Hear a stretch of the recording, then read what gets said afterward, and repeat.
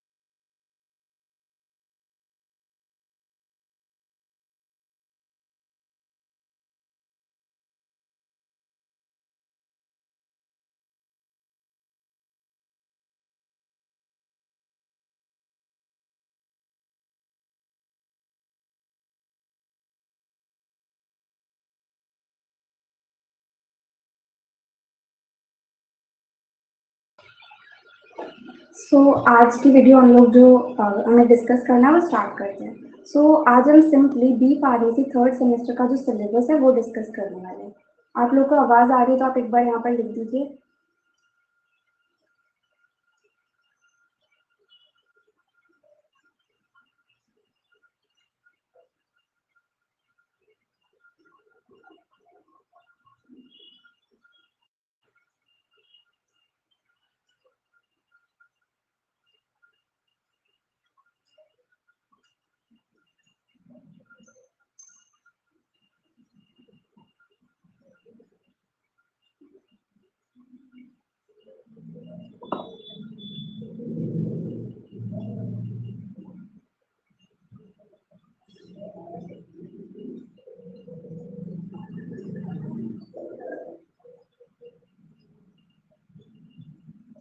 तो आज हम सिंपली बी फार्मेसी का जो थर्ड सेमेस्टर का सिलेबस है वो डिस्कस करेंगे और हम लोग ये देखेंगे कि कौन कौन से टॉपिक्स जो हमारे एग्जाम के लिए सबसे ज़्यादा इंपॉर्टेंट रहते हैं।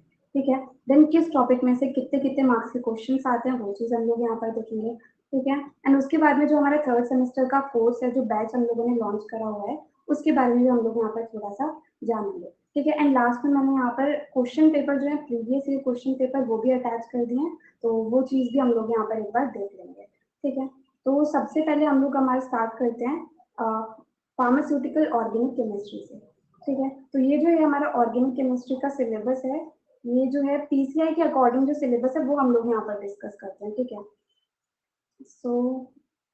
ये हमारा फार्मास्यूटिकल ऑर्गेनिक केमिस्ट्री सेकेंड जो है उसका सिलेबस। ठीक है, सबसे पहले हम लोग देखते हैं हमारी जो फर्स्ट यूनिट है उसके अंदर क्या क्या टॉपिक्स जो है वो दिए गए हैं।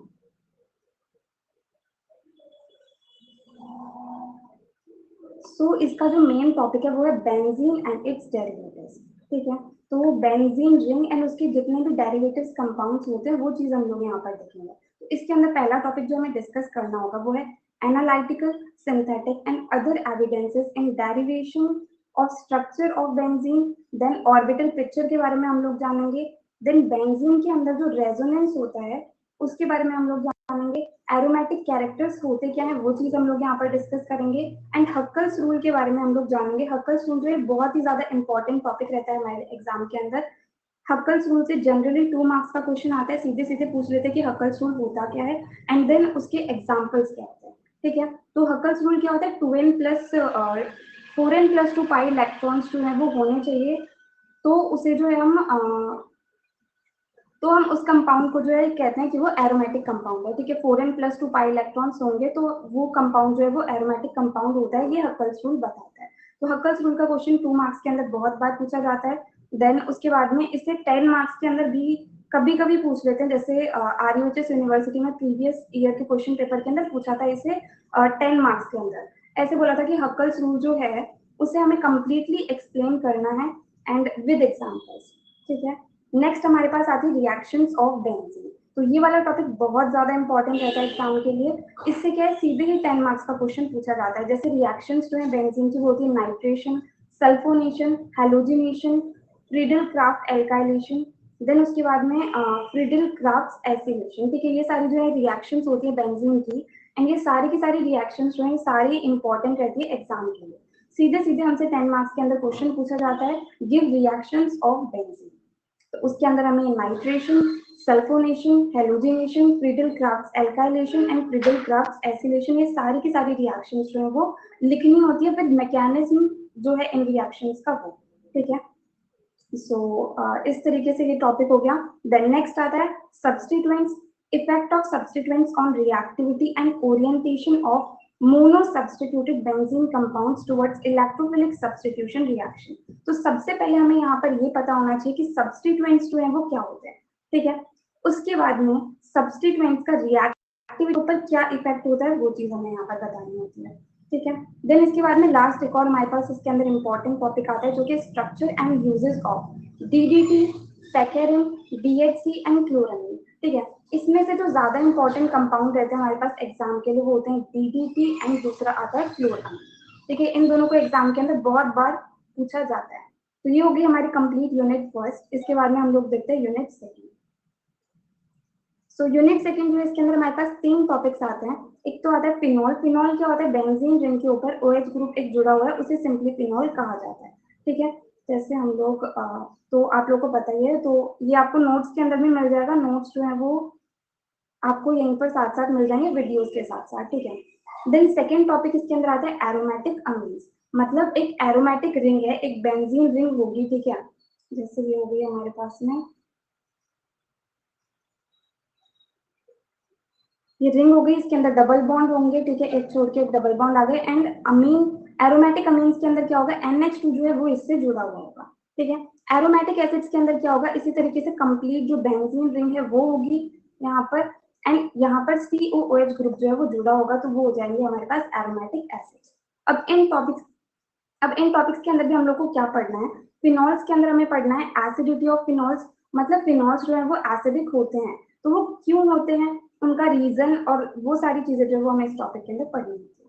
उसके बाद में आता है effect of substituents on acidity. मतलब जो सब्स्टिट्यूएंट्स होते हैं वो एसिडिटी को किस तरीके से इफेक्ट करते हैं वो चीज हमें इस टॉपिक के अंदर देखनी होती है। उसके बाद में आते हैं क्वालिटेटिव टेस्ट। तो क्वालिटेटिव टेस्ट वाला टॉपिक जो है वो बहुत ज्यादा इंपॉर्टेंट रहता है एग्जाम के लिए। सीधे सीधे 5 मार्क्स के अंदर पूछा जाता है क्वालिटेटिव टेस्ट ऑफ फिनॉल, तो वहां पर हमें इसके सारे के सारे टेस्ट जो है वो लिखने हैं, ठीक है।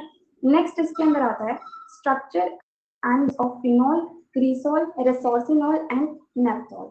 तो इसके अंदर से ये 4 हमारे पास कंपाउंड है, इनका स्ट्रक्चर एंड इनके यूजेस जो है वो हमें आना चाहिए। तो इसमें से सबसे ज्यादा इंपॉर्टेंट जो है वो फिनॉल रहता है। फिनॉल जो है इसे एग्जाम में बहुत बार पूछा जाता है, ठीक है। उसके अलावा क्रीसॉल को भी पूछा जाता है। बाकी रिसोर्सिनॉल और नेप्थोल जो है बहुत कम एग्जाम में पूछे जाते हैं। इसके बाद में नेक्स्ट टॉपिक हमारे पास क्या है, एरोमेटिक अमीन्स। तो इसमें हमें क्या पढ़ना होता है, पहला आता है बेसिसिटी ऑफ अमीन्स। मतलब अमीन्स जो है वो बेसिक नेचर के होते हैं, हमें पता है, तो वो क्यों होते हैं उसका कारण जो है वो हम लोग यहाँ पर अच्छे से डिटेल के अंदर पढ़ते हैं, ठीक है। तो ये सारे एक एक टॉपिक जो है वो आपको जो यहाँ पर हमने अनअकैडमी के ऊपर ही बी फार्मेसी 3rd सेमेस्टर का जो बैच लॉन्च करा है वहां पर आपको एक एक टॉपिक जो है वो अच्छे से डिटेल के अंदर एक्सप्लेन किया गया है, ठीक है। इसके बाद में नेक्स्ट टॉपिक आता है effect of substituents on basicity, and then last आता है synthetic uses of aryl diazonium salts, ठीक है। एरोमेटिक अमीन्स में से सबसे इंपॉर्टेंट टॉपिक जो है वो रहता है बेसिसिटी ऑफ अमीन्स, ठीक है। नेक्स्ट आता है हमारे पास में एरोमेटिक एसिड्स। तो इसकी सबसे पहले हमें एसिडिटी देखनी है कि एरोमेटिक एसिड्स हैं, तो ये एसिड्स तो होती है हमें पता है, लेकिन इनकी एसिडिटी जो है वो किस तरीके से होती है, इनका एसिडिक नेचर जो है वो क्यों होता है, वो सारी चीजें जो हम इस टॉपिक के अंदर डिस्कस करते हैं, ठीक है।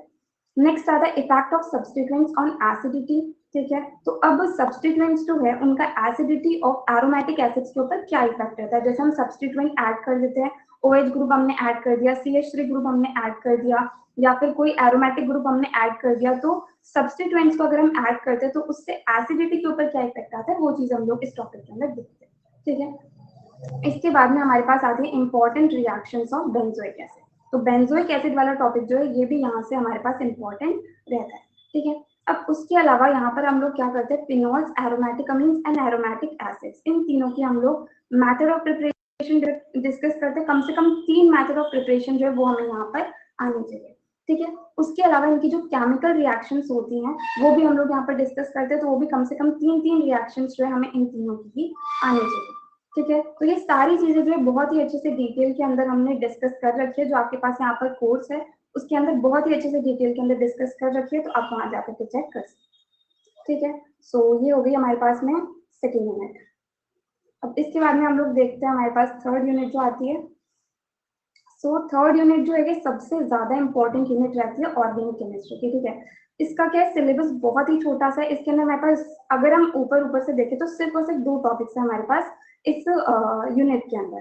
पहला टॉपिक है हमारे पास फैटी एसिड की रिएक्शंस, एंड दूसरा टॉपिक है हमारे पास में analytical constants of fats and oils, ठीक है। ये 2 ही टॉपिक्स हैं एंड इनसे बहुत सारे क्वेश्चंस पूछे जाते हैं, तो इस यूनिट का सिलेबस बहुत ही छोटा है एंड बहुत ज्यादा ही इंपॉर्टेंट है, ठीक है। तो अब फैटी एसिड की जो रिएक्शंस है वो होती है हाइड्रोलाइसिस, ठीक है, hydrogenation, saponification, rancidity of oils and drawing oils, ये सारी जो है फैटी एसिड की रिएक्शंस होती हैं। अब इसमें से भी जैसे रैंसिडिटी ऑफ ऑयल्स वाला टॉपिक है, तो इससे सीधे सीधे ही 2 मार्क्स के अंदर या फिर 5 मार्क्स के अंदर सीधे ही क्वेश्चन पूछ लिया जाता है, ठीक है।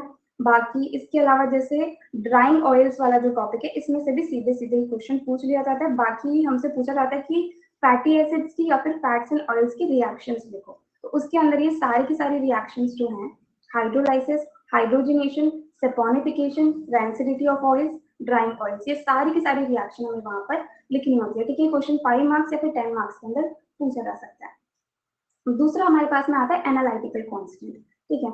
इसके अंदर जो है, इसके अंदर से मेनली जैसे कोई पर्टिकुलर चीज पूछ ली जाती है, जैसे मेनली तो पूछा जाता है कि सैपोनिफिकेशन वैल्यू जो है वो क्या होता है, तो इसका कंप्लीट हमें लिखना होता है, पहले इसके डेफिनेशन, इसका फॉर्मूला, देन उसके बारे में फॉर्मूला किस तरीके से आता है, वो सारी चीजें जो हमें यहाँ पर लिखनी होती है।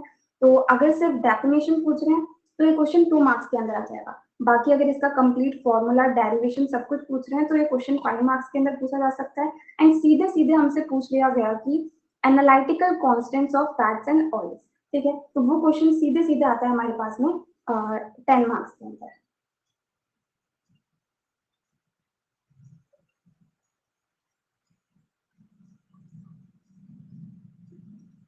बाकी इसके अंदर से जैसे हम लोग देखें तो ये जो रिकर्ट मिसल वैल्यू वाला है ये भी सीधे सीधे बहुत बार पूछा जाता है, क्योंकि ये नाम बहुत अजीब सा है, तो अगर हम पढ़ के नहीं गए तो हमें समझ ही नहीं आएगा कि ये क्वेश्चन आया कहाँ से, तो इसलिए बहुत ही सिंपल से इनकी डेफिनेशन होती है, बहुत ही सिंपल इनके फॉर्मूले होते हैं, बस आपको एक बार लर्न करना होता है तो वो बहुत ही इजीली लर्न हो जाता है। अगर आप लोग जो कोर्स है उसे परचेज करेंगे तो उसके अंदर आपको हर एक चीज बहुत ही आसानी से एक्सप्लेन करी गई है, तो उस चीज का वहां पर देख सकते हैं, ठीक है। तो थर्ड यूनिट के अंदर हमारे पास मेन टॉपिक जो है वो फैट्स एंड ऑयल्स ही था। अब फैट्स एंड ऑयल्स के बीच में डिफरेंस क्या होता है वो भी चीज हम लोग यहाँ पर देखते हैं। जैसे सिंपली एक डिफरेंस तो ये होता है, फैट जो है वो सॉलिड होते हैं, ऑयल्स जो है वो लिक्विड फॉर्म में होते हैं, ठीक है। तो ये थी हमारी थर्ड यूनिट। नेक्स्ट हम लोग देखते हैं फोर्थ यूनिट के अंदर हमारा क्या सिलेबस है। सो ये हमारे पास में फोर्थ यूनिट, तो इसका टॉपिक है हमारे पास पॉलीन्यूक्लियर हाइड्रोकार्बन्स, ठीक है। अब पॉलीन्यूक्लियर हाइड्रोकार्बन्स होते क्या है, सबसे पहले उसकी डेफिनेशन हमें देखनी है।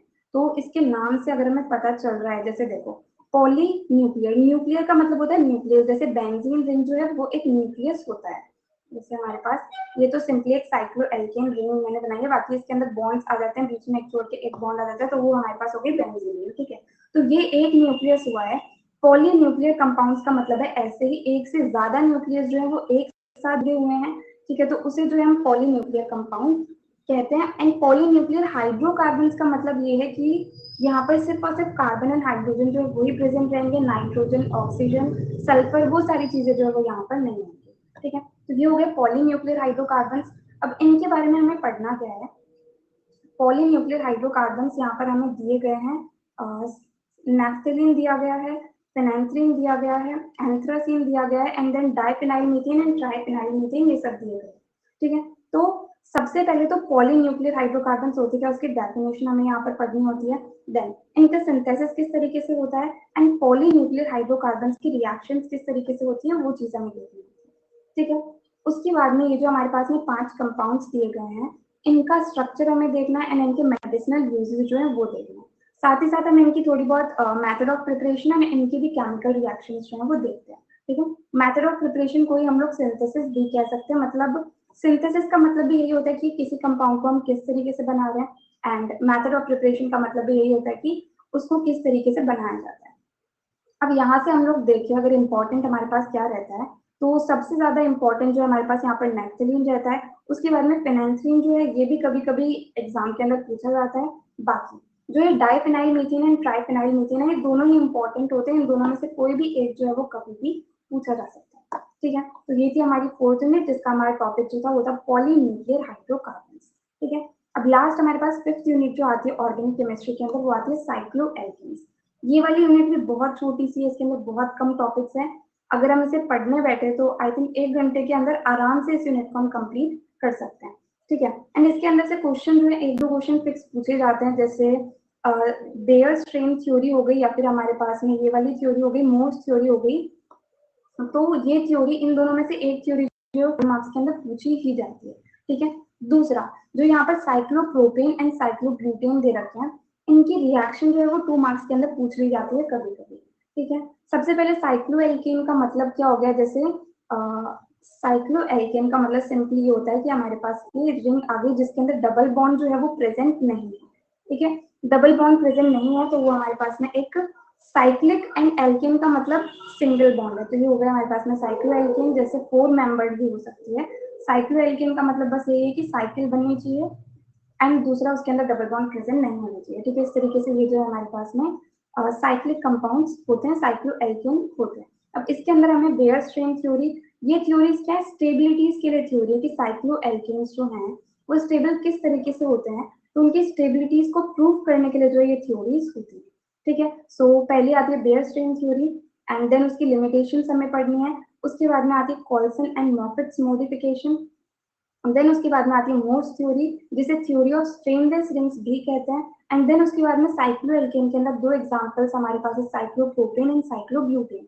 प्रोपेन के अंदर क्या होगा, हमारे पास 3 ही कार्बन रहेंगे, तो इसकी रिंग जो है इस तरीके से ट्राइंगल जो है साइक्लोप्रोपेन हमारे पास बन जाएगा। एंड साइक्लोब्यूटेन यहाँ पर ही हमने बनाया है ये, तो 4 मेंबर्स आ गए, तो वो होता है साइक्लोब्यूटेन। ठीक है, इन दोनों की रिएक्शंस भी हमें यहाँ पर पढ़नी है। अब इसमें सबसे ज्यादा इंपॉर्टेंट जो है वो तो बेयर स्ट्रेन थ्योरी ही रहती है। देन कभी कभी मोर्स थ्योरी में से भी क्वेश्चन आ जाता है, एंड इनकी रिएक्शंस जो है साइक्लोप्रोपेन एंड साइक्लोब्यूटेन की 2 मार्क्स के अंदर बहुत बार पूछी जाती है।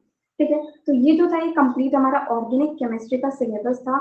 बहुत ही सिंपल सिलेबस है, इसको हम 1 वीक के अंदर, अगर आप लोग मतलब जो हमने लेक्चर्स अपलोड कर रखे हैं उसे आप देख करके पढ़ेंगे, तो 1 वीक के अंदर आप एक सब्जेक्ट बहुत ही आराम से कंप्लीट कर सकते हैं।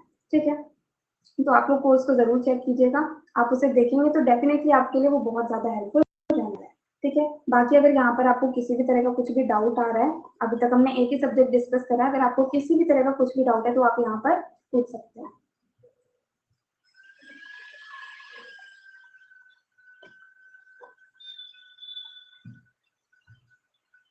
और सेकेंड सब्जेक्ट जो हमारा आता है वो आता है फिजिकल फार्मास्यूटिक्स फर्स्ट। ठीक है, ये हमारा फिजिकल फार्मास्यूटिक्स फर्स्ट। यहाँ पर वैसे हमारे सिलेबस के अंदर प्रैक्टिकल्स भी आते हैं, बट हम यहाँ पर सिर्फ और सिर्फ थ्योरी के सब्जेक्ट्स जो है वो डिस्कस कर रहे हैं। ठीक है, तो हमारे पास नेक्स्ट सब्जेक्ट आता है फिजिकल फार्मास्यूटिक्स फर्स्ट। तो इसके हम देख लेते हैं यूनिट वाइज क्या क्या टॉपिक्स जो है वो हमें यहाँ पर डिस्कस करना है। एंड कौन कौन से टॉपिक्स जो है वो इंपॉर्टेंट रहने वाले, कहाँ से ज्यादा क्वेश्चंस पूछे जाते हैं, कहाँ से सीधे सीधे 10 मार्क्स के क्वेश्चंस पूछे जाते हैं, तो वो सारी चीजें हम लोग यहाँ पर देख लेते हैं। सबसे पहले हमारे पास टॉपिक आ गया सॉल्युबिलिटी ऑफ ड्रग्स। ठीक है, ये हम लोगों ने लास्ट वाली लाइव क्लास के अंदर डिस्कस भी करा था, तो आप उसे एक बार देख सकते हैं। बाकी आप लोग कोर्स परचेज करेंगे तो वहाँ पर एक एक टॉपिक जो बहुत ही अच्छे से एक्सप्लेन करा गया है, तो वो आपके लिए बहुत ज्यादा हेल्पफुल रहेगा। ठीक है, यहाँ पर हम लोग देख लेते हैं सॉल्युबिलिटी ऑफ ड्रग्स। ठीक है, तो इस टॉपिक के अंदर सिंपली हमें क्या डिस्कस करना है कि ड्रग जो है वो किस तरीके से डिजोल्व होती है, किस तरीके से उसकी सॉल्युबिलिटी रहती है, क्योंकि एंड में हम लोग ड्रग बना रहे हैं तो उसे हम हमारी बॉडी के अंदर लेंगे तो वो डिजोल्व ही करानी है। तो सबसे पहले हमें ये पता होना चाहिए कि ड्रग की सॉल्युबिलिटी होती क्या है, कितनी कितनी होती है, तो उसके हिसाब से जो है ये यूनिट हमारे पास सिलेबस के अंदर है। ठीक है, अब इसके अंदर जो टॉपिक्स हमें पढ़ने, सबसे पहला है सॉल्युबिलिटी एक्सप्रेशंस। तो सॉल्युबिलिटी एक्सप्रेशंस क्या होते हैं, हम लोगों ने डिस्कस करे थे। एक्सप्रेशंस जिनके द्वारा सॉल्युबिलिटी को हम लोग एक्सप्रेस कर सकते हैं, इसके अंदर मोलारिटी, मोलालिटी, ये सब चीजें आ जाती हैं। ठीक है, और दूसरा टॉपिक आता है mechanism of solute solvent interaction. तो सॉल्यूट एंड सॉल्वेंट किस तरीके से इंटरैक्ट करते हैं उसका मैकेनिज्म हम लोग को यहाँ पर पढ़ना है। देन जो आइडियल सॉल्युबिलिटी पैरामीटर्स होते हैं वो हमें पढ़ना है। देन है सॉल्वेशन एंड एसोसिएशन, इसके बारे में हमें पढ़ना है। देन जो फैक्टर्स इन्फ्लुएंस करते हैं सॉल्युबिलिटी ऑफ ड्रग्स को, उनके बारे में हम लोग को यहाँ पर पढ़ना है। देन उसके बाद में डिफ्यूजन प्रिंसिपल्स के बारे में पढ़ना है। देन जो सॉल्युबिलिटी होती है गैस के लिक्विड के अंदर, लिक्विड के लिक्विड के अंदर, वो सारी चीजें हमें यहाँ पर पढ़नी है। ठीक है, तो यहाँ से जो सबसे ज्यादा इंपॉर्टेंट रहता है, एक तो हमसे ये पूछ लेते हैं factors influencing the solubility of drugs. ठीक है, सॉल्युबिलिटी ऑफ ड्रग्स को इन्फ्लुएंस करने वाले फैक्टर्स कौन कौन से होते हैं, सीधे सीधे 5 मार्क्स के अंदर बहुत बार पूछ लिया जाता है। उसके बाद में जो ये है हमारे पास topic solubility of gas and liquids, then solubility of liquids and liquids, इसमें से भी कभी कभी 5 मार्क्स का क्वेश्चन आ जाता है। ठीक है, बाइनरी सॉल्यूशंस की डेफिनेशन 2 मार्क्स के अंदर पूछ ली जाती है कभी कभी। Then ideal solutions and non ideal solutions, जिन्हें हम रियल सॉल्यूशंस भी कहते हैं। ठीक है, ये जो है ये भी बहुत बार सीधे सीधे पूछा जाता है, आइडियल एंड नॉन आइडियल के बीच में डिफरेंस क्या होता है, तो वो सारी चीजें हमसे यहाँ से पूछी जा सकती है 5 मार्क्स के अंदर। ठीक है, इसके बाद में रॉल्स लॉ जो है बहुत ज्यादा इंपॉर्टेंट टॉपिक है। इसमें से 2 मार्क्स का क्वेश्चन तो ऑलमोस्ट हर बार आता ही आता है, नहीं तो रॉल्स लॉ को 5 मार्क्स के अंदर भी पूछ लेते हैं, तो इसके अंदर हमें इसकी कंप्लीट डेरिवेशन जो है वो भी लिखनी होती है। ठीक है, देन इसके बाद में partially mould liquids, critical solution, temperature and इसकी एप्लीकेशंस। देन डिस्ट्रीब्यूशन लॉ जो है ये भी कभी कभी, मतलब बहुत ही रेयरली, बट ये कंप्लीट जो क्वेश्चन है डिस्ट्रीब्यूशन लॉ, इसकी लिमिटेशंस एंड इसकी एप्लीकेशंस, ये सीधा सीधा क्वेश्चन बनता है हमारे पास 5 मार्क्स के अंदर। ठीक है ना, तो यहाँ पर हमारी फर्स्ट यूनिट कंप्लीट होती है। नेक्स्ट हम लोग देखते हैं सेकंड यूनिट के अंदर हमारे पास क्या क्या टॉपिक्स हैं। सो इसके अंदर हमारे पास फर्स्ट टॉपिक है states of matter and properties of matter. ठीक है, स्टेट्स ऑफ मैटर हमारे पास मेनली 3 होती है, सॉलिड, लिक्विड एंड गैस, तो उनके बारे में हमें यहाँ पर थोड़ा बहुत पढ़ना है। देन प्रॉपर्टीज क्या होती है मैटर की, वो सारी चीजें जो हमें यहाँ पर डिस्कस करनी है। ठीक है, एंड सेकेंड टॉपिक है physico chemical properties of drug molecules, तो ये भी हमें यहाँ पर डिस्कस करना है। तो इन दोनों में से अगर हम देखें तो ज्यादा इंपॉर्टेंट टॉपिक सेकेंड वाला रहता है। ठीक है, बहुत ज्यादा क्वेश्चन इसमें से पूछे जाते हैं एंड इसमें से क्वेश्चन कंफर्म पूछा ही जाता है। जैसे रिफ्रैक्टिव इंडेक्स हो गया, ये भी बहुत बार पूछा जाता है। ऑप्टिकल रोटेशन भी पूछा जाता है। या तो क्या करेंगे कि 2 मार्क्स के अंदर सीधे सीधे एक प्रॉपर्टी लिख दी एंड उसके बारे में बताना होगा, या फिर 5 मार्क्स के अंदर भी एक ही प्रॉपर्टी बहुत बार पूछ लेते हैं, नहीं तो 2 प्रॉपर्टीज जो है एक साथ वो 5 मार्क्स के अंदर पूछेंगे। ठीक है, इसके बाद में डाइलेक्ट्रिक कांस्टेंट जो है ये भी पूछा जाता है। डाइपोल मूवमेंट भी पूछा जाता है, हम लोगों ने 11th 12th के अंदर भी पढ़ा था dipole movement, dissociation constant, dielectric constant, सारी चीजें, रिफ्रैक्टिव इंडेक्स, ये सब हमने 11th 12th में जो पढ़ी है। ठीक है, तो बहुत ही इजी है ये सेकेंड वाला पार्ट एंड इसमें से क्वेश्चन भी बहुत ज्यादा पूछे जाते हैं, तो हमें डेफिनेटली कवर करना है इसलिए। देन फर्स्ट टॉपिक जो इसके अंदर से जो यूटैक्टिक मिक्सचर्स है, ये क्वेश्चन बहुत बार पूछा जाता है। एंड इसके बाद में जो सॉलिड्स हैं, ये 3 टाइप के होते हैं हमारे पास, क्रिस्टलाइन, एमॉर्फस, सॉरी सॉलिड्स जो है वो 2 टाइप के होते हैं, क्रिस्टलाइन एंड एमॉर्फस, तो इन दोनों के बीच में डिफरेंसेस जो है वो भी 5 मार्क्स के अंदर पूछे जाते हैं। ठीक है, देन पॉलीमॉर्फिज्म जो है ये क्या होता है, इसकी सीधे सीधे डेफिनेशन वो भी हमसे पूछी जाती है। क्योंकि यहाँ से इतने ही क्वेश्चन इंपॉर्टेंट होते हैं। तो ये हो गया 3 यूनिट। नेक्स्ट हम लोग देखते हैं थर्ड यूनिट। थर्ड यूनिट हमारे पास बहुत ज्यादा इंपॉर्टेंट है, इसमें से 10 मार्क्स का सीधे सीधे क्वेश्चन जो है वो पूछा जाता है। यहाँ पर है हमारे पास measurement of surface and interfacial tension, ठीक है। इन्हें मेजर करने के लिए हमारे पास अलग अलग तरीके होते हैं, तो सीधे सीधे यहाँ से क्वेश्चन जो है वो हमेशा पूछा जाता है। 10 मार्क्स के अंदर ही आता है सीधा क्वेश्चन, तो ये वाला टॉपिक हमें बहुत ही अच्छे से आना चाहिए एंड ये बहुत ही अच्छे से एक्सप्लेन करा हुआ है हम लोगों ने, तो आप देख सकते हैं, ठीक है। उसके अलावा इंटरफेस क्या होता है, ये तो सिंपल है। बाकी सरफेस एंड इंटरफेशियल टेंशन, इन दोनों की डेफिनेशन जो है वो भी बहुत ज्यादा इंपॉर्टेंट है, ठीक है। देन आता है spreading coefficient, then absorption at liquid interface, surface active agents, तो इनके जो है एग्जांपल पूछे जाते हैं कभी कभी, सरफेस एक्टिव एजेंट्स के एग्जांपल होता है, ठीक है। And then HLB scale, then solubilization, then detergency, then absorption at solid interface. तो सबसे मेन जो है यहाँ पर इसकी डेफिनेशन रहती है surface tension and interfacial tension, इन दोनों की डेफिनेशन हमें आनी चाहिए। उसके बाद में सरफेस एंड इंटरफेशियल टेंशन जो इन दोनों का जो मेजरमेंट करा जाता है अलग अलग मेथड्स के द्वारा, वो चीज हम लोग को आनी चाहिए, ठीक है। तो सबसे मेन यही दो टॉपिक्स यहाँ पर रहते हैं। उसके बाद में हमारे पास आती है फोर्थ यूनिट। अब ये जो फोर्थ यूनिट है इसमें से भी 10 मार्क्स का क्वेश्चन सीधे सीधे बनता है, जिसमें सबसे पहले तो हमसे डेफिनेशन पूछते हैं कॉम्प्लेक्सेशन की, ठीक है। देन क्लासिफिकेशन पूछते हैं कॉम्प्लेक्सेशन का, एंड एक चीज और आती है जो कि है मेथड्स ऑफ एनालिसिस। एक दो मेथड ऑफ एनालिसिस जो है वो हमसे पूछ लेते हैं, ठीक है। सो यहाँ पर जो हमारे पास एक तो ये थर्ड यूनिट है सरफेस एंड इंटरफेशियल टेंशन वाली, एंड दूसरी जो हमारी फोर्थ यूनिट है। इन दोनों में से 10 मार्क्स के क्वेश्चन पूछे ही जाते हैं, ऑलमोस्ट हर बार आते हैं। तो ये दोनों यूनिट्स एंड इनमें से भी जो कुछ स्पेसिफिक टॉपिक्स है वो हमें करनी ही करनी है, ठीक है। देन प्रोटीन बाइंडिंग जो है इसके अंदर इसकी जो काइनेटिक्स होती है वो हम लोग कुछ इक्वेशंस वगैरह लिखते हैं एंड इक्वेशंस डिराइव करते हैं, वो वाला टॉपिक जो है वो भी यहाँ पर इम्पोर्टेंट रहता है। उसके बाद में आता है complexation and drug action, then crystalline structures of complexes, thermodynamic treatment of stability constant. तो बाकी तो और कोई टॉपिक यहाँ पर इतना इम्पोर्टेंट नहीं है। सबसे पहले तो कॉम्प्लेक्सेशन की डेफिनेशन, देन उसका क्लासिफिकेशन, देन उसके जो टाइप्स हैं उनकी डेफिनेशन वो हमें आनी चाहिए। देन मेथड्स ऑफ एनालिसिस जो होते हैं सीधे सीधे या तो मेथड ऑफ एनालिसिस का क्वेश्चन 5 मार्क्स के अंदर पूछ लिया जाता है, तो ये भी इंपॉर्टेंट है। एंड प्रोटीन बाइंडिंग की डेफिनेशन पूछ सकते हैं। बाकी जो काइनेटिक्स ऑफ प्रोटीन बाइंडिंग है उसका जो क्वेश्चन है वो ज्यादा बनता है, ठीक है। नाउ लास्ट हमारे पास में आती है यूनिट 5। यूनिट 5 का हमारा टॉपिक है pH, buffers and isotonic solutions. So यहाँ पे हमारे पास टॉपिक आता है Sorensen's pH scale, then pH का डिटर्मिनेशन जो अलग अलग मेथड से होता है, electrometric method and calorimetric method, ठीक है। देन इसके बाद में एप्लीकेशन जो है बफर्स की ये कभी कभी पूछी जाती है। बफर इक्वेशन जिसे कि हैंडरसन हैजलक इक्वेशन कहते हैं, ये वाला टॉपिक बहुत ज्यादा इंपॉर्टेंट है, 5 मार्क्स के अंदर पूछा जाता है बहुत बार। देन आता है बफर कैपेसिटी, ये भी 2 मार्क्स के अंदर पूछा जा सकता है। देन बफर्ड आइसोटोनिक सॉल्यूशंस जो होते हैं इसकी या तो डेफिनेशन, देन एक हमारे पास टॉपिक आता है जो हम लोगों ने पहले पढ़ा था कि मेथड्स जिनके द्वारा हम आइसोटोनिसिटी या फिर टोनिसिटी को एडजस्ट कर सकते हैं। हमने फर्स्ट सेमेस्टर के अंदर शायद इनऑर्गेनिक केमिस्ट्री के अंदर पढ़ा था, तो उससे भी क्वेश्चन जो है वो बहुत बार पूछे जाते हैं, ठीक है। सो यहाँ पर हमारा जो फिजिकल फार्मास्यूटिक्स है वो कंप्लीट होता है। तो अगर आपको यहाँ तक भी डाउट है तो आप यहाँ पर पूछ सकते हैं।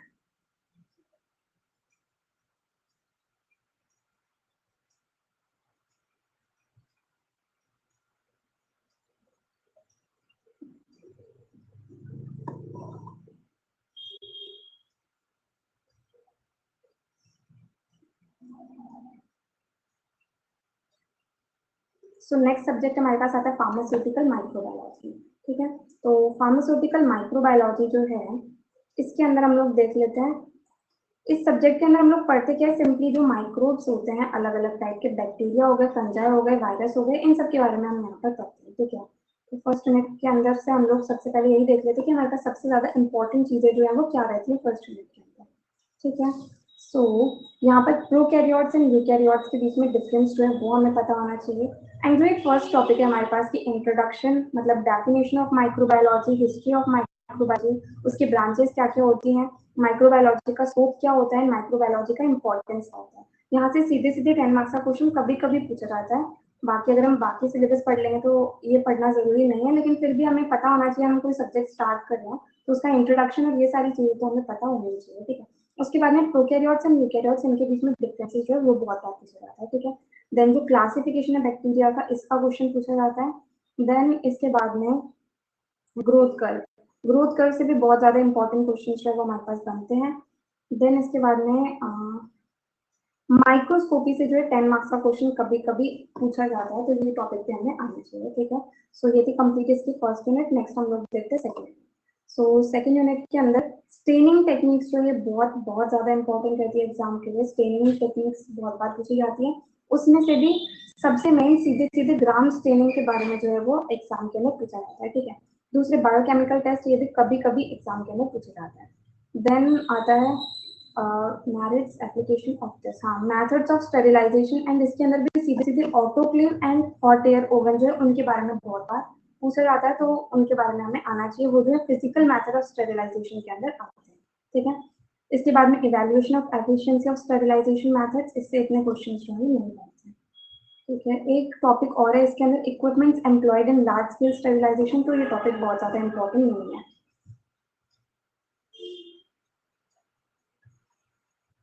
नेक्स्ट हमारे पास आती है थर्ड यूनिट।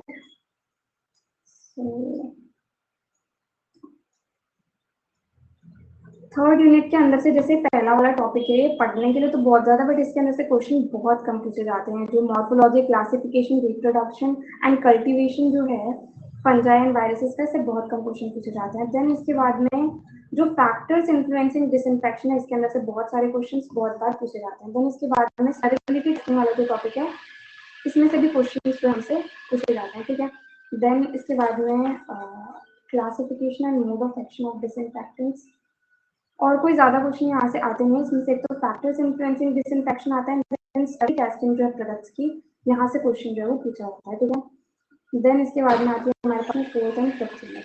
तो फोर्थ यूनिट के अंदर से एक तो माइक्रोबायोलॉजिकल एसिड है, इसमें से 10 मार्क्स का क्वेश्चन सीधे सीधे बहुत बार पूछ लेते हैं। एंड यहाँ से लैमिनार फ्लो इक्विपमेंट्स के अंदर हमारे पास आता है हैपा फिल्टर, तो हैपा फिल्टर का क्वेश्चन जो है वो भी पूछा जाता है। देन सोर्स ऑफ कंटामिनेशन जो होते हैं एसेप्टिक एरिया के अंदर, तो एसेप्टिक एरिया के अंदर जो कंटामिनेशन के क्या क्या सोर्सेज हो सकते हैं, किस किस वजह से एसेप्टिक एरिया के अंदर कंटामिनेशन मतलब माइक्रोब्स वगैरह एंटर कर सकते हैं, वो चीज यहाँ पर हम लोग पढ़ते हैं, ठीक है। देन बस यही दो टॉपिक्स जो है वो यहाँ पर ज्यादा इंपॉर्टेंट रहते हैं। इसके बाद में हमारे पास आता है फिफ्थ यूनिट, ठीक है। फिफ्थ यूनिट के अंदर से जैसे types of spoilage microbial and non microbial होते हैं, तो ये चीज हमें आनी चाहिए कि माइक्रोबियल स्पॉइलेज क्या होता है, नॉन माइक्रोबियल स्पॉइलेज क्या होता है। उसके बाद में यहाँ पर एनिमल सेल कल्चर जो होता है, ये वाला क्वेश्चन हमसे बहुत बार पूछा जाता है। एंड एप्लीकेशन जो है सेल कल्चर की, ये भी हमें आनी चाहिए, ठीक है। एंड एक और यहाँ पर क्वेश्चन आता है सोर्सेज ऑफ माइक्रोबियल कंटामिनेंट्स, ठीक है, इसमें से भी क्वेश्चन पूछा जाता है। तो ये था कंप्लीट हमारे पास में फार्मास्यूटिकल माइक्रोबायोलॉजी, ठीक है। नेक्स्ट हमारा लास्ट सब्जेक्ट जो आता है वो आता है फार्मास्यूटिकल इंजीनियरिंग। तो इसके लिए हम लोग देख लेते हैं टॉपिक्स।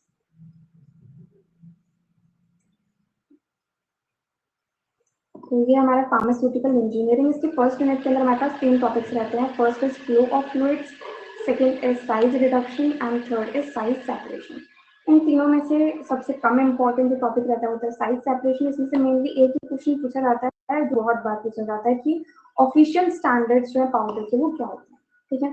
साइज रिडक्शन जो है ये वाला टॉपिक बहुत इंपॉर्टेंट रहता है। इसके मैकेनिज्म जो होते हैं वो बहुत बार पूछे जाते हैं, एंड इसके इक्विपमेंट्स पूछे जाते हैं, जैसे कभी हैमर में पूछ लिया, बॉल मिल पूछ लिया, फ्लूइड एनर्जी मिल पूछ लिया, तो इसमें से इक्विपमेंट्स जो है वो बहुत बार पूछे जाते हैं, ठीक है। देन फ्लो ऑफ फ्लूइड्स जो है, इसमें से बर्नौलीज थ्योरम वाला टॉपिक बहुत ज्यादा इंपॉर्टेंट है, सीधे सीधे 10 मार्क्स के अंदर पूछा जाता है, ठीक है। उसके अलावा ऑरिफिस मीटर एंड जो वेंचुरी मीटर है, इन दोनों में से भी क्वेश्चन कभी कभी आते हैं, ठीक है। अब सेकेंड यूनिट जो है, इसके अंदर भी हमारे पास में 3 टॉपिक्स हैं, ठीक है।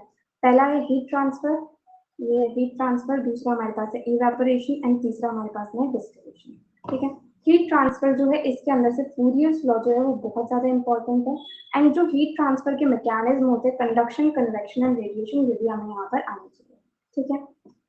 इवेपोरेशन के अंदर फैक्टर्स इन्फ्लुएंसिंग इवेपोरेशन वाला टॉपिक जो है, इसमें से क्वेश्चंस पूछे जाते हैं। एंड एक दो जो इक्विपमेंट्स है इवेपोरेशन के, इनमें से भी क्वेश्चन आते हैं, जैसे कि क्लाइंबिंग फिल्म इवेपोरेटर हो गया, इसमें से आता है। देन स्टीम इवेपोरेटर, और जो फोर्स्ड सर्कुलेशन इवेपोरेटर है, इसमें से भी कभी कभी मतलब क्वेश्चन पूछ लिए जाते हैं। तो इसके अंदर हमें क्या होता है, इसका कंस्ट्रक्शन मतलब इसका डायग्राम भी बनाना होता है, इसके प्रिंसिपल क्या है इसका वो लिखना होता है। देन इसकी वर्किंग किस तरीके से होती है पूरा वो हमें बताना होता है। देन इसके यूजेस क्या क्या होते हैं, देन इसके मेरिट्स एंड डीमेरिट्स क्या होते हैं, मतलब एडवांटेजेस एंड डिसएडवांटेजेस क्या होता है, वो सारी चीजें जो हमें यहाँ पर बतानी है। ठीक है, तीसरा आता है डिस्टिलेशन। तो डिस्टिलेशन के अंदर से एक तो सिंपल डिस्टिलेशन, इसमें से सीधे सीधे 5 मार्क्स या 10 मार्क्स का क्वेश्चन आता है। एंड दूसरा हमारे पास आता है फ्रैक्शनल डिस्टिलेशन, ठीक है, इसमें से भी सीधा सीधा क्वेश्चन जो है वो बहुत बार। एंड एक स्टीम डिस्टिलेशन, ये तीन जो है ये बहुत ज्यादा इंपॉर्टेंट रहते हैं। ठीक है, नेक्स्ट हमारे पास में आती है third unit. So third unit के अंदर हमारे पास टॉपिक्स है ड्राइंग एंड मिक्सिंग। ठीक है, तो ये वाली यूनिट जो है वो बहुत ज्यादा बड़ी है, क्योंकि इसके अंदर क्या है कि हमारे पास में बहुत सारे इक्विपमेंट्स जो है वो दिए हुए हैं। ठीक है, तो सबसे पहले तो हम लोग सिंपली ड्राइंग क्या होता है वो पढ़ सकते हैं, मिक्सिंग क्या होता है वो पढ़ सकते हैं, उनके जो सिंपल से टॉपिक्स है वो पढ़ सकते हैं। तो उसके हिसाब से इक्विपमेंट्स जो है अगर एग्जाम में पूछे भी गए तो हम अपने हिसाब से थोड़ा बहुत लिख सकते हैं। ठीक है, तो अब ड्राइंग के अंदर जो है एक तो इक्विलिब्रियम मॉइस्चर कंटेंट जो है ये वाला टॉपिक हमें अच्छे से आना चाहिए। And rate of drawing curve वाला जो है ये भी बहुत बार सीधे सीधे 5 मार्क्स के अंदर ये वाला टॉपिक पूछा जाता है। ठीक है, एंड इसके बाद में फ्लूइडाइज्ड बेड ड्रायर जो है ये वाला इंपॉर्टेंट रहता है, फ्रीज ड्रायर जो है ये इंपॉर्टेंट रहता है। ठीक है, इसके बाद में हमारे पास आता है मिक्सिंग। मिक्सिंग के अंदर फैक्टर्स कौन कौन से मिक्सिंग को इफेक्ट करते हैं ये हमें पता होना चाहिए। Then solid and liquid mixing के बीच में डिफरेंस क्या होता है ये भी हमें पता होना चाहिए। ठीक है, देन इसके अंदर से जो हमारे पास वो पूछे जाते हैं इक्विपमेंट्स, डबल कोन ब्लेंडर जो है ये बहुत बार हमसे पूछा जाता है एग्जाम के अंदर। एंड इसके अलावा जो ट्विन शेल ब्लेंडर है ये पूछा जाता है। ठीक है, इनमें से क्वेश्चन जो है वो जनरली हमारे पास आते हैं। देन हमारे पास आती है फोर्थ यूनिट। सो फोर्थ यूनिट के अंदर हमारे पास दो टॉपिक्स है, फिल्ट्रेशन एंड सैंटिफिकेशन। इसमें से फिल्ट्रेशन वाला टॉपिक जो है ये बहुत ज्यादा इंपॉर्टेंट है। इसमें से सीधे सीधे क्वेश्चन जो है 10 मार्क्स के अंदर पूछे जाते हैं, जैसे कि जिसके अंदर theories and factors influencing filtration आ जाता है। एंड उसके अलावा कोई भी एक इक्विपमेंट हमें दे देते हैं, जैसे कि फिल्टर लीड पूछ लिया, रोटरी ड्रम फिल्टर पूछ लिया, तो इस तरीके से ये वाला टॉपिक भी बहुत ज्यादा इंपॉर्टेंट होता है। देन सैंट्रिफिकेशन जो है इसके अंदर से सीधे सीधे इक्विपमेंट पूछा जाता है, जैसे कि परफोरेटेड बास्केट सेंट्रीफ्यूज पूछ लेंगे या फिर नॉन परफोरेटेड बास्केट सेंट्रीफ्यूज जो है वो पूछ सकते हैं। ठीक है, इसके बाद में लास्ट हमारी यूनिट आती है materials of pharmaceutical plant construction and corrosion and it's prevention. ठीक है, अब इसमें से एक तो 10 मार्क्स का क्वेश्चन यहाँ से बनता है। Materials of pharmaceutical plant construction कौन कौन से होते हैं, इसके अंदर हमारे पास में ferrous and non ferrous metals आ जाते हैं, inorganic and organic non metals आ जाते हैं, ये सारी चीजें आ जाती हैं। दूसरा कोरोजन से भी क्वेश्चन बनता है कि इसकी थ्योरीज क्या होती हैं एंड इसका टाइप्स क्या होते हैं, इसका प्रिवेंशन जो है वो किस तरीके से करा जाता है। ठीक है, सो ये सारे टॉपिक्स जो हमारे पास यहाँ पर आ जाते हैं। ठीक है, तो यहाँ हम लोगों ने कंप्लीट जो है ये देख लिया हमारा जो सिलेबस था, चारों सब्जेक्ट का हम लोगों ने यहाँ पर देख लिया। ठीक है, उसके बाद में अभी जो ये बी फार्मेसी थर्ड सेमेस्टर का बैच हम लोगों ने अनअकैडमी पे लॉन्च करा हुआ है, इसमें 15 मार्च तक आप लोग देख सकते हैं यहाँ पर 73% ऑफ जो है वो चल रहा है। तो अभी ये कोर्स जो है वो सिर्फ और सिर्फ 399 में आपको मिल रहा है। देन इसके बाद में आप इसके ऊपर हमारा जो कोड है वो लगाएंगे, कवर 10 जो कोड आप अप्लाई करेंगे तो आपको 10% ऑफ और मिल जाएगा। तो टोटल 359 में जो है कोर्स अभी आपको मिल रहा है, तो आप इसे परचेज करें एंड ये आपके लिए हेल्पफुल रहेगा। देन इसके बाद में हम लोग क्वेश्चन पेपर भी देख लेते हैं यहाँ पर। जैसे हमारा ऑर्गेनिक केमिस्ट्री का क्वेश्चन पेपर है, तो क्वेश्चन पेपर जो किसी भी सेमेस्टर के आप लोगों को कभी भी चाहिए हो तो वो टेलीग्राम चैनल जो है परफेक्ट फार्मेसी का वहाँ पर अवेलेबल होता है। एंड हमारी यूट्यूब चैनल जो है परफेक्ट फार्मेसी वहाँ पर भी अवेलेबल होता है, तो आप चेक कर सकते हैं। ठीक है, अब यहाँ पर जैसे हम लोग क्वेश्चन देखे, देखो यहाँ पर डीडीटी का क्वेश्चन पूछा गया है। ठीक है, देन इसके बाद में फैट एंड ऑयल के बीच में डिफरेंस पूछा गया है, हक्कल्स रूल पूछा गया है, देन आयोडीन वैल्यू जो कि एनालिटिकल कांस्टेंट होती है ये भी पूछी गई है। देन इसके बाद में क्रीसॉल का क्वेश्चन आया हुआ है, नैफ्थलीन का क्वेश्चन आया हुआ है, फैटी एसिड्स की डेफिनेशन पूछी गई है, देन क्लोरामीन जो है इसके भी स्ट्रक्चर एंड यूजेस जो है वो यहाँ पर पूछे गए हैं। ठीक है, उसके बाद में देखो यहाँ पर 10 मार्क्स के अंदर सीधे सीधे रिएक्शंस ऑफ बेंजीन जो है इसका क्वेश्चन पूछा गया, तो यहाँ पर सारी की सारी रिएक्शंस जो है वो हमें लिखनी है। इसके बाद में एरोमेटिक अमीन्स जो है इनका method of preparation and chemical properties जो है वो पूछी गई है। ठीक है, एंड देन फिनॉल जो है इसका भी method of preparation and reactions and uses जो है वो हमसे पूछे गए हैं। तो जो जो टॉपिक्स मैंने बताया ऑलमोस्ट उन्हीं में से क्वेश्चन जो है वो जनरली पूछे जाते हैं। ठीक है, देन 5 मार्क्स के हम लोग देखें तो method of preparation of aromatic acids, then फिनेंसिन के बारे में यहाँ पर पूछा गया है, देन जो एनालिटिकल कांस्टेंट होते हैं फैट्स एंड ऑयल्स के, तो सभी के बारे में यहाँ पर हमें लिखना है। ठीक है, देन साइक्लोप्रोपेन की रिएक्शंस यहाँ पर पूछी गई हैं, देन डाइजोनियम सॉल्ट जो है इसका सिंथेसिस किस तरीके से होता है, इसके यूजेस क्या होते हैं, ये हमसे पूछा गया है। ठीक है, यहाँ पर मोस्ट थ्योरी पूछी गई है। देन यहाँ पर हमारे पास में एविडेंस जो है स्ट्रक्चर ऑफ बेंजीन को जो सपोर्ट करते हैं वो बताने हैं। उसके बाद में जो इलेक्ट्रोफिलिक सब्स्टिट्यूशन रिएक्शन होती है बेंजीन की उसका मैकेनिज्म, तो ये SN1 SN2 रिएक्शंस हो गई जो हम लोगों ने इससे पिछले वाले सेमेस्टर के अंदर पढ़ी थी, तो वो चीज हम यहाँ पर बताएंगे, ठीक है। देन यहाँ पर हमारे पास में है एरोमेटिक एसिड्स के बारे में। देन नेक्स्ट हमारे पास में आता है फिजिकल फार्मास्यूटिक्स का क्वेश्चन पेपर। तो यहाँ पर भी आप लोग देख सकते हैं solubility, ideal solutions, refractive index, interfacial tension and then complexation, applications buffer की, यूटैक्टिक मिक्सचर्स, मतलब सीधे सीधे जो हमारे सिलेबस के अंदर टॉपिक दिए गए हैं वो सीधे सीधे यहाँ पर पूछे जाते हैं। यहाँ पर सरफेस टेंशन की डेफिनेशन हमें बतानी है, उसके बाद में सरफेस टेंशन जो है उसे डिटरमाइन करने के मैथड्स जो मैंने बताया था कि ये क्वेश्चन सीधे सीधे 10 मार्क्स के अंदर पूछा जाता है वही है। देन इसके बाद में यहाँ पर हमसे पूछा गया कि सॉल्युबिलिटी ऑफ ड्रग्स को इफेक्ट करने वाले फैक्टर्स जो होते हैं उन्हें डिस्क्राइब करना है, and then solubility of liquid in liquid जो है उसे डिटेल के अंदर एक्सप्लेन करना है, ठीक है। Then complexation and drug action होता क्या, इसकी डेफिनेशन हमें बतानी है। उसके बाद में कॉम्प्लेक्सेस जो है उसका कंप्लीट क्लासिफिकेशन हमें लिखना है, तो कॉम्प्लेक्सेस का क्लासिफिकेशन एंड कॉम्प्लेक्सेशन का क्लासिफिकेशन दोनों एक ही होते हैं, तो वही कंप्लीट हमें यहाँ पर बताना है, ठीक है। उसके बाद में यहाँ पर हमारे पास आती है एप्लीकेशंस कॉम्प्लेक्सेशन की, रॉल्स लॉ आ गया, बफर्ड आइसोटोनिक सोल्यूशन आ गया, प्रोटीन बाइंडिंग आ गया, लॉ ऑफ डिस्ट्रीब्यूशन आ गया, एंड ये जो है ये चारों टॉपिक्स हमारे पास आ गए सेकेंड यूनिट वाले, ठीक है। 5 मार्क्स के अंदर सीधे सीधे पूछे। नेक्स्ट हमारे पास आता है फार्मास्यूटिकल माइक्रोबायोलॉजी। तो इसका भी हम पेपर देखें, यहाँ पर सीधे सीधे वही टॉपिक्स मिल रहे हैं हमें, जैसे स्टेरिलाइजेशन हो गया, डिसइंफेक्टेंट हो गया, एसेप्टिक टेक्निक्स हो गई, एंटीबायोटिक्स हो गए, प्रोकैरियोट्स हो गए, स्ट्रेनिंग हो गई। देन यहाँ पर स्टेरिलाइजेशन मैथड्स को हमें क्लासीफाई करना है, and then steam under pressure मतलब ऑटोक्लेव जो है उसका प्रिंसिपल हमें यहाँ पर बताना है एंड प्रोसीजर बताना है ऑटोक्लेव का, ठीक है। उसके बाद में जो माइक्रोबायोलॉजिकल ऐसे होता है एंटीबायोटिक्स का, उसका प्रिंसिपल बताना है। तो ये सीधे सीधे 10 मार्क्स के अंदर माइक्रोबायोलॉजिकल ऐसे पूछा गया है, यहाँ पर स्टेरिलाइजेशन मैथड्स पूछे गए, ठीक है। उसके बाद में यहाँ पर देखो ग्रोथ कर्व वाला टॉपिक सीधे सीधे क्वेश्चन इसका आया हुआ है, फैक्टर्स इन्फ्लुएंसिंग डिसइंफेक्शन आया हुआ है, देन सोर्सेज ऑफ कंटामिनेशन क्या होते हैं एसेप्टिक एरिया के अंदर, सेल कल्चर की एप्लीकेशंस क्या होती हैं, स्टेरिलिटी इंडिकेटर्स क्या होते हैं, बैक्टीरिया एंड वायरस के बीच में यहाँ पर डिफरेंस पूछा गया है, तो ये भी हमें आना चाहिए। देन उसके बाद में फैक्टर्स जो कि माइक्रोबियल स्पॉइलेज को इफेक्ट करते हैं, ठीक है। एंड देन लास्ट जो हमारे पास आता है आगे इंजीनियरिंग का question paper.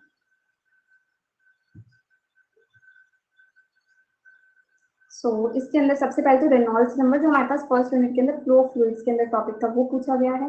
Then radiation azeotropes, इसके अंदर क्या बहुत ही जनरल क्वेश्चंस जो है वो यहाँ पर पूछे गए हैं 2 मार्क्स के अंदर। तो 2 मार्क्स के अंदर कभी कभी क्या सिलेबस के बाहर से भी क्वेश्चंस आ जाते हैं, तो हमें थोड़ा सा उसके लिए प्रिपेयर रहना पड़ेगा, बट बाकी के क्वेश्चंस अगर हम देखें तो वो सिंपली सिलेबस के अंदर से हैं, जैसे कि थ्योरीज एंड फैक्टर्स जो इन्फ्लुएंस करते हैं फिल्ट्रेशन को वो हमें यहाँ पर बताना है, ठीक है।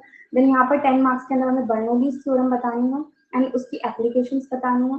देन यहाँ पर हमें सीव्स क्या होती है वो बताना है, उनकी नंबरिंग किस तरीके से होती है, सीव शेकर जो उसके मेरिट्स एंड डिमेरिट्स क्या होते हैं। देन यहाँ पर हमें हीट ट्रांसफर के मैकेनिज्म बताना है जो कि कंडक्शन, कन्वेक्शन एंड रेडिएशन होते हैं।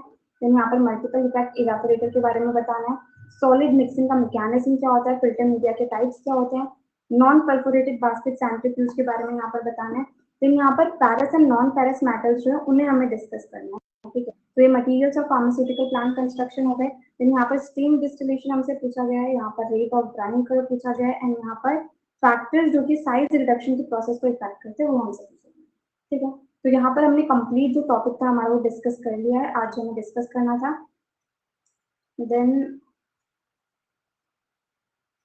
कोर्स को आप जरूर परचेज कर लीजिएगा कि थर्ड सेमेस्टर का कंप्लीट जो सिलेबस है वो बहुत ही अच्छे से यहाँ पर एक्सप्लेन करा गया है। अभी कोर्स आपको जो है 399 में मिल रहा है, 73% ऑफ है, एंड देन 10% और आपको ऑफ मिल जाएगा आप अगर ये कोड अप्लाई करेंगे तो टोटल अभी सिर्फ और सिर्फ 359 का कोर्स आपको पड़ रहा है, तो इसे आप जरूर परचेज कीजिएगा, ठीक है। तो यहाँ पर हम लोग क्लास एंड करते हैं, अगर आपको कुछ भी डाउट आए तो आप पूछ सकते हैं, एंड यूट्यूब चैनल भी आप वहाँ पर जाकर के भी चेक कर सकते हैं, ठीक है। वहाँ पर भी आप अपने डाउट्स जो भी आपको रहेंगे वो आप पूछ सकते हैं। So thank you so much class को ज्वाइन करने के लिए।